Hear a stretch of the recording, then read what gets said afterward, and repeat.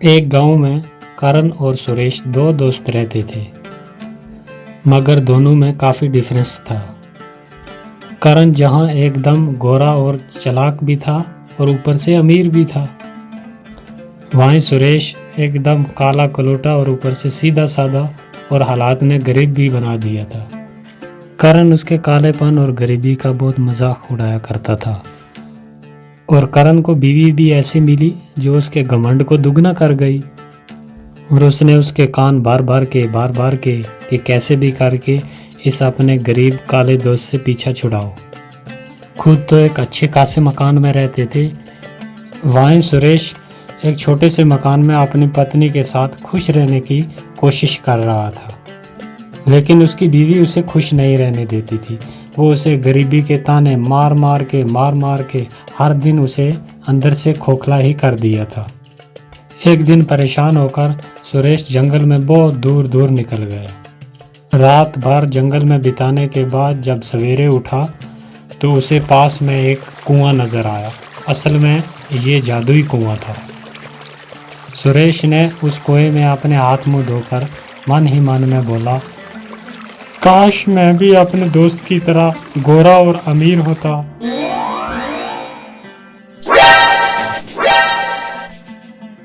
लगता है इन गांव वालों को पता चल गया कि मैं रात भर घर पर नहीं था, तभी ये ऐसे मुझे घूर घूर कर देख रहे। अरे आपके चेहरे को क्या हुआ? क्या हुआ? कुछ भी नहीं। तुम्हारे ताने सुन सुनकर मेरे कान पक गए, इसीलिए मैं जंगल में चला गया था, तो रात भर सोया नहीं, इसीलिए थोड़ा ऐसा दिखता हूँ। और क्या हुआ? अरे नहीं, थोड़ा नहीं, बहुत कुछ हुआ है। तुम तो अपने दोस्त से भी ज्यादा गोरे हो गए हो। क्या? ये कैसे हो गया? अरे ये तो चमकदार ही हो गया। मैं इतना गोरा कैसे हो गया अचानक एक रात में? फिर वो दिन भर सोचता रहा कि ऐसा चमकदार कैसे हो गया अचानक। फिर उसे उस कुएं की याद आने लगी और उस कुएं के बारे में पूरा दिन सोचता रहा कि ज़रूर कोई चमकदारी कुआं है वो।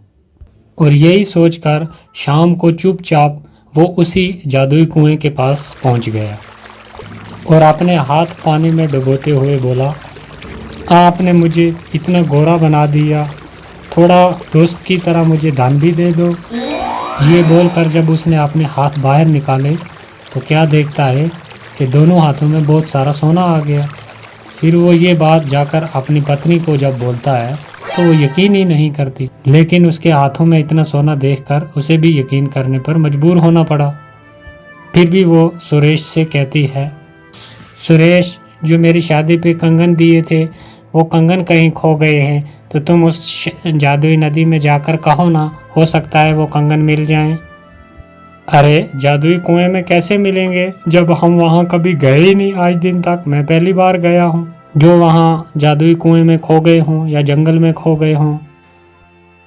और बीवी की बात सुनकर वो फिर उसी जादुई कुएं के पास जाकर अपने हाथ डुबोकर पानी में कहता है, जब आपने इतना कुछ दे ही दिया है तो आप मेरी बीवी के कंगन भी दे सकते हो। ये कैसा चमकदार है? क्या ये जादुई कुएं आपका चमकदार है? हाँ बिल्कुल, मैं एक जादुई कुआं हूँ और तुम्हें जो चाहिए, जब चाहिए, जितना चाहिए, अपने लिए और अपने दोस्तों के लिए जो भी मांगोगे तुम्हें फौरन मिल जाएगा। आप सच कह रहे हैं? जादुई कुएं क्या? हाँ, लेकिन एक बात याद रखना, तुम अपने लिए या अपने दोस्त के लिए जो भी मांगोगे उसका तुम्हें दुगना दे दिया जाएगा। इस बात को अच्छे से याद रखना। अगर ऐसा है तो मेरा एक ही दुश्मन है और वो दोस्त है मेरा जिसके पास अच्छा मकान है। मैं चाहता हूँ कि उसके पास और भी मकान हो और भी दौलत हो।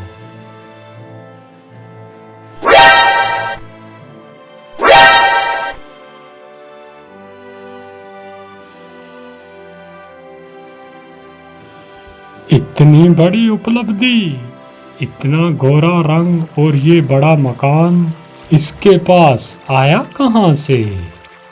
यहाँ दिल का अच्छा और बोला सुरेश उस जादुई कुएं के सहारे मजबूर और बेबस लोगों की मदद करने में लग जाता है।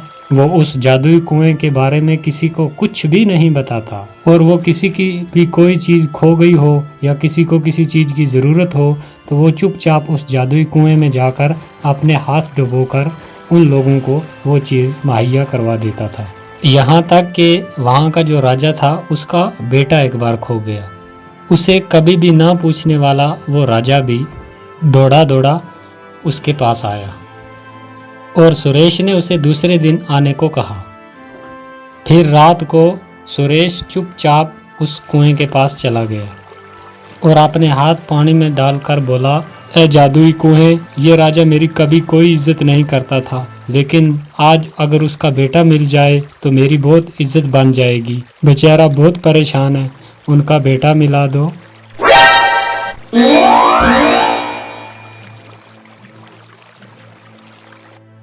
राजा का बेटा मिलने के बाद तो फखर से सुरेश की छाती चौड़ी हो जाती है और उसके चर्चे पूरे गांव में फैल जाते हैं।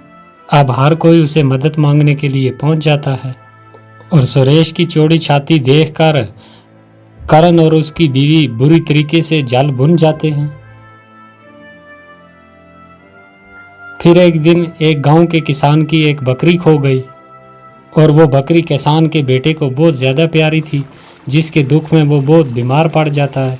फिर दूसरे दिन वो किसान आता है सुरेश के पास और बोलता है कि मेरी बकरी खो गई है, जिसकी वजह से मेरा बेटा बीमार पड़ गया है, आप मेरी मदद कर दीजिए, मेरी वो बकरी ढूंढ कर ला दीजिए जिसकी वजह से मेरा बेटा बच जाएगा।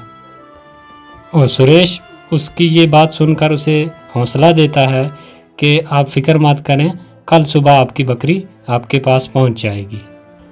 उसकी ये बात उसका भाई करण गिद्ध की तरह नज़र जमाए हुए ये बात पूरी सुन लेता है और सुरेश जब बकरी ढूंढने के लिए जाता है तो उसके पीछे पीछे उसका वो दोस्त करण भी उसका पीछा करता करता वो भी पहुंच जाता है और उसे ये सब करते देख लेता और सुन भी लेता है और उसे सारी बात समझ में आ जाती है कि ये जादुई कुआं है। और अमरीश के वहां से जाते ही वो जल्दी जल्दी उस कुएं के पास पहुंचता है और उस कुएं में वो भी अपने हाथ डालकर कहता है, मेरी बीवी को सर से लेकर पाँव तक सोने से लाद दो, बहुत सारा सोना दो मुझे। धन्यवाद जादुई कुएं, अब मैं भी आपसे हर चीज मांग कर ले जाऊंगा। हाँ, मगर याद रहे, तुम अपने दुश्मन के लिए जो भी मांगोगे उसका तुम्हें दुगना मिलेगा। मैं भला अपने दोस्त या किसी दुश्मन के लिए क्यों मांगूंगा, मैं तो सारी जिंदगी अपने ही लिए मांगूंगा। हाँ। और घर पहुंचने पर जब उसकी बीवी उसके हाथ में इतने गहने देखती है वो तो खुशी से पागल ही हो जाती है। इस तरह से तो हम दुनिया के सबसे अमीर तरीन इंसान हो जाएंगे और हमारी बराबरी का कोई भी नहीं रहेगा। अरे क्यों नहीं, वो सुरेश है ना, वो तो हमारी बराबरी का है ना, उसे उस जादुई कुएं का पता है। तो कुछ ऐसा करो ना ताकि वो वहां तक जा ही ना सके। क्या करूं, तुम ही बताओ, आज तक तो आप ही की मान कर चलता रहा हूं, आज भी कोई सलाह दे दो। तुम ऐसा करो, उसे अपाहिज कर दो ताकि वो वहां तक जा ही ना पाए, फिर सारे कुएं के मालिक हम खुद ही हो जाएंगे। हाँ ठीक है, ऐसा ही करूँगा मैं। दूसरे दिन फिर खुशी खुशी करण जो है वो उस कुएं के पास पहुंच जाता है और अपने हाथ डालकर बोलता है, ए जादुई कुएं, मुझे बहुत सारे कपड़े साड़ियाँ दो मेरी बीवी के लिए। ए जादुई कुएं, मैं चाहता हूँ कि मैं ही आपके पास आऊँ, इसलिए मेरे दोस्त सुरेश को अधमरा कर दो ताकि वो यहाँ तक पहुँच ही न सके। तुमने बहुत बड़ी गलती कर दी करण। मैंने पहले के दिन आपको बोला था कि तुम अपने दोस्त या दुश्मन के लिए जो भी मांगोगे उसका तुम्हें दुगना मिलेगा, और तुमने मांगा कि मेरे दोस्त को अधमरा कर दो, इसलिए तुम पूरे ही मारे जाओगे। अरे नहीं नहीं, गलती हो गई मुझसे, लालच में करण को कुएं की बात याद ही नहीं रही और उसने लालच में आकर अपनी जान से हाथ धोने पड़े। तो दोस्तों, इस कहानी से हमें ये सीख मिलती है कि अगर तुम्हें किसी चीज़ से कुछ मिलने लग जाए तो उसकी कही हुई बात और उसके रूल जो है वो कभी ना भूले, वरना अपनी जान से भी हाथ धोना पड़ सकता है। तो ये थी दोस्तों आज की कहानी। तो आपसे रिक्वेस्ट है कि चैनल को सब्सक्राइब कर दें और वीडियो को जाते टाइम लाइक कर दिया करें, ताकि हम दूसरी वीडियो आपके लिए जल्द अपलोड कर सकें।